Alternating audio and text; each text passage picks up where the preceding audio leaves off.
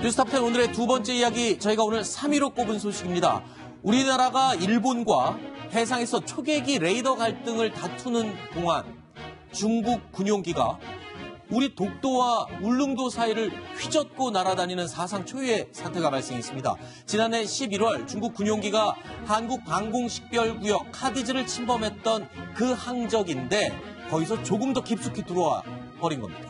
자, 동해상까지 진출을 했지만 울릉도와 독도 사이를 비행하지는 않았었는데 이번은 달랐습니다. 아주 깊숙이 쑥 들어왔다가 갔습니다. 자, 그런데 지난 23일이죠. 중국 군용기가 독도 울릉도 사이를 비행한 그 전모, 지금부터 밝혀보겠습니다. 지도를 한번 볼까요? 자, 이번에 날아갔던 위치입니다. 자, 최초 진입해서 방공식별구역을 들어왔고요. 이게 지난해 11월입니다. 지난해 11월에는 카디즈를 침범했지만 독도와 울릉도 인근까지만 비행을 했거든요. 그런데 이번에 보겠습니다. 이번 지도를 보실까요? 네. 울릉도 독도 사이를 아예 뚫고 북쪽까지 쭉 올라갔다가 내려왔습니다. 지금 지난 23일에 있었던 일인데 이게 전례가 없는 일이잖아요. 이 정도 항적은 지금 굉장히 깊숙이 들어온 거잖아요. 그렇습니다. 뭐 일단 매달 말쯤 되면 사실 이제 이 중국 군용기가 사실 우리 카디즈를 침범하는 게 전례적으로 되어 왔거든요. 네. 근데 이번이 상당히 의미 있는 게 뭐냐 하면 이번에 군용기 같은 경우는 울릉도와 독도 이 중간지대를 이제 뚫고 올라갔다 온 거예요. 네. 이제 그런 것은 뭐냐면 사실 여기가 우리 영해는 아니지만 그러나 우리에게는 굉장히 중요한 지대이지 않습니까? 이런 것들을 사실은 이제 중국이 조금씩 자꾸 우리 쪽으로 오고 있다는 것 그냥 의미고 또 하나는 사실은 어떤 면에서 보면 지금 한미일 삼각동맹이 그동안은 사실 강고했습니다. 그렇죠. 근데 지금 이제 한일 간의 관계가 썩 석연치가 않습니다. 굉장히 안 좋은 관계고 예. 사실 뭐 서로 이제 군사훈련도 하지 않는 상황이고 또 한미 간에도 지금 연합훈련을 거의 못하고 있는 상황 아니겠습니까? 그렇죠. 자, 그러한 상황에서 중국이 저런 식으로 우리의 앞마당을 조금씩 들어오고 있는데도 불구하고 네. 우리가 뭐 F-16이 한 10대가 떴습니다만은 우리로서는 사실은 속수무책으로 당할 수밖에 없는 상황. 이런 것들이 어떤 면에서 보면 우리 주변의 어떤 안보 상황이 굉장히 위태로워지고 있다. 이런 네. 것들 하나의 가치로 보여주는 증거가 아닌가 싶습니다. 이번에 울릉도와 독도 사이를 아예 깊숙이 침범했다가 나간 중국의 군용기 Y9이라는 이름의 정찰기예요. 독도와 울릉도 사이로 들어와갖고 뭘 정찰할 게 있었을까요? 저는 정찰 임무가 아니고 외교적 임무가 더 컸다고 봅니다. 외교적 임무요? 네, 그렇습니다. 아하. 통상적으로 이제 중국 그 정찰기가 이쪽으로 들어와서 초계를 하게 되면은 어떤 임무가 하면은 이제 지금 뭐 미국, 일본, 캐나다 뭐 이런 나라들이 지금 북한의 환적 화물 감시하러 지금 왔 그렇죠. 있습니까? 그런 것들을 다시 감시하러 들어오는 경우가 많거든요. 그렇죠. 그런데 상식적으로 독도와 울릉도 사이에서 북한이 한적 할 리가 민주행위를 없죠. 할 리가 없죠. 그렇죠. 더 바깥쪽에서 하겠죠. 더 큰 바다에서 하겠죠. 그런데 그 사이로 들어왔어요. 그건 뭐냐?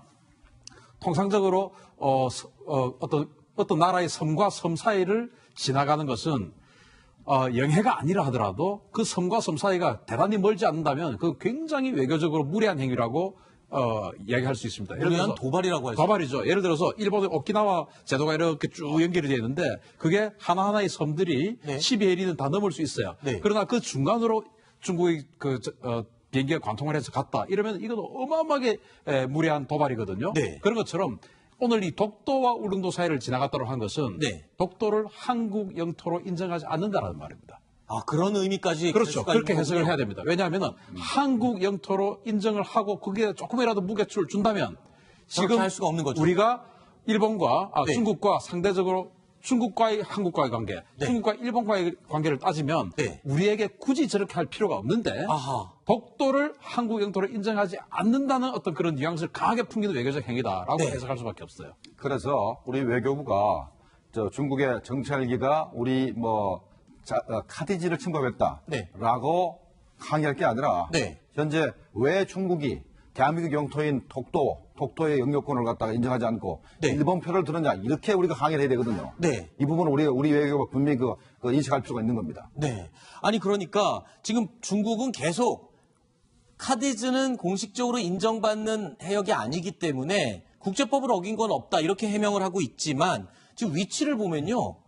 거의 우리 영해 바로 코앞까지 왔던 거잖아요. 굉장히 급박한 상황까지 왔다 간 거 아닌가요? 물론 영해는 침범하지 않았습니다. 네. 그리고 이제 요즘은 GPS가 워낙 발달됐기 때문에 네. 영해를 침범할 가능성 낮긴 합니다. 네. 낮긴 한데 현재 중국이 하고 있는 것은 한반도 해역을 자기네 작전 구역으로 기정사실화하려는 겁니다.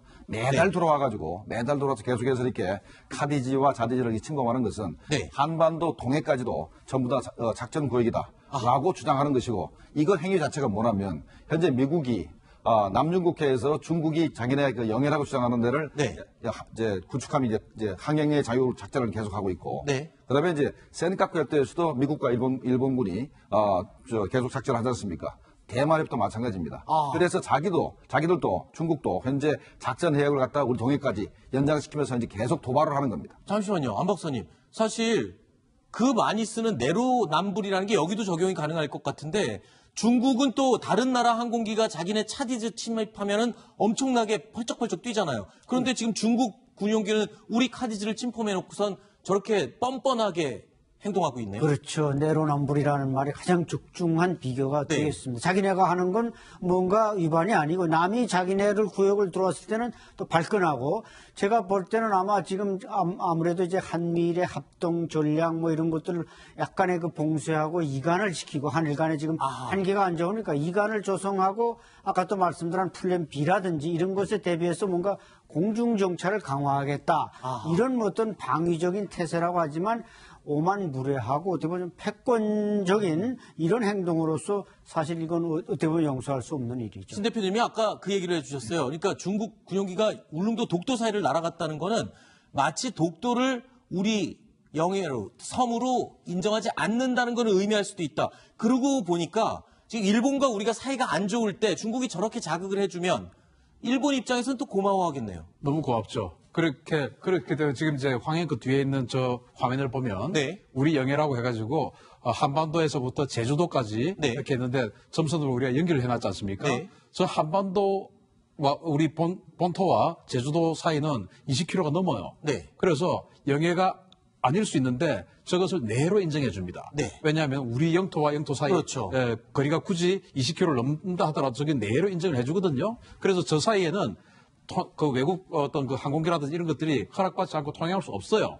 마찬가지로 울릉도와 독도 같은 경우도 그렇게 우리가 내해로 인정을 받아야 되는 그런 지역이거든요. 네. 물론 거리는 20km가 넘기 때문에 어쩔 수 없지만 그러나 그렇게 해줍니다. 그런데 지금 이런 식으로 하면 우리 외교부는 어떻게 해야 되냐? 지금 어떤 중국의 그 국방무관이라든지 아니면은 중국의 그 대사관을 초치해서 네. 우리가 뭐라고 항의해야 되냐?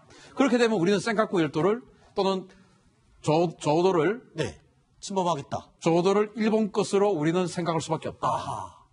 이렇게 이야기할 정도로 강력하게 해야 된다. 항의해야 됩니다. 정치권에서도요, 지금 이에 대해서 아주 강도 높게 대응해야 한다는 목소리가 높아지고 있습니다. 중국의 이러한 카디즈 침범으로 인해서 우리 주권이 지속적으로 농락당하고 있지만 국방부와 외교부의 어떤 조치가 특별한 변화가 없다. 국방부와 외교부의 이러한 조치만으로 중국에 대해서 제대로 대응하는 것인가 하는 의문을 제기할 수밖에 없습니다. 결국 문 정권의 친중 정책 때문에 중국 앞에만 서면 작아지는 정부 행태가 아닌가. 자, 조금 전에 중국이 우리와 일본이 사이가 틀어졌을 때 이를 더 이간질하기 위한 행위일 수도 있다라는 분석을 했었는데 이런 가운데 또 하나의 문제가 발생했습니다.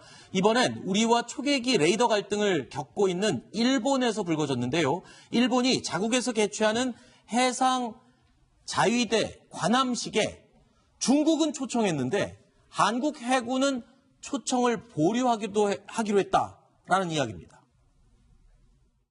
현재까지 일본 정부로부터 공식적으로 확인되지 않은 사항으로 알고 있습니다. 그래서 단순 보도만으로 우리 정부가 확인을 해드리는 것은 적절하지 않은 것으로 판단됩니다. 자, 국방부는 일단 확인을 해봐야 할 사항이다라고 발표를 했지만 일본의 산케이 보도에 따르면 이런 내용이 공식 보도가 됐어요. 그러니까 일본 방위성이 한국 해군은 초청을 보류를 했다. 근데 중국은 초청한다. 이런 얘기예요.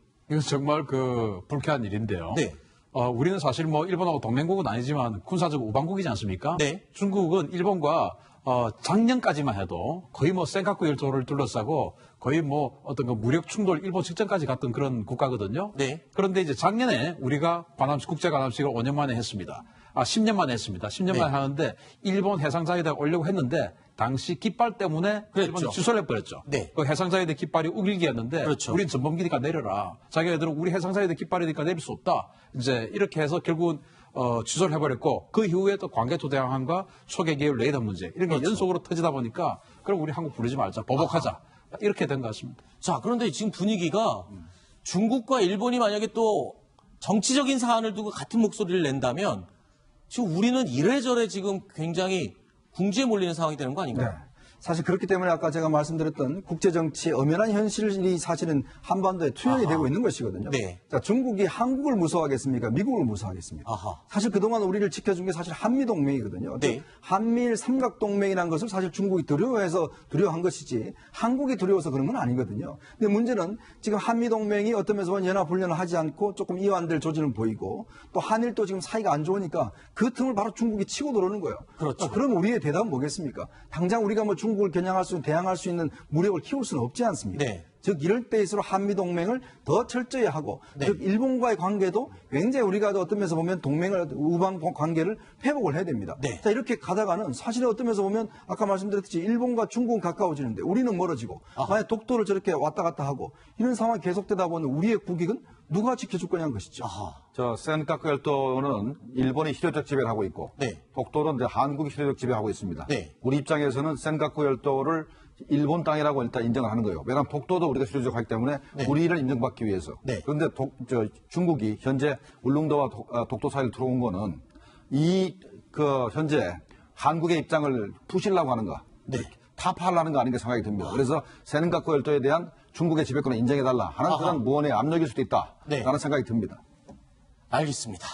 자, 한반도 주변 바다 위에서도 아주 복잡하고 미묘한 감정 싸움이 벌어지고 있었습니다.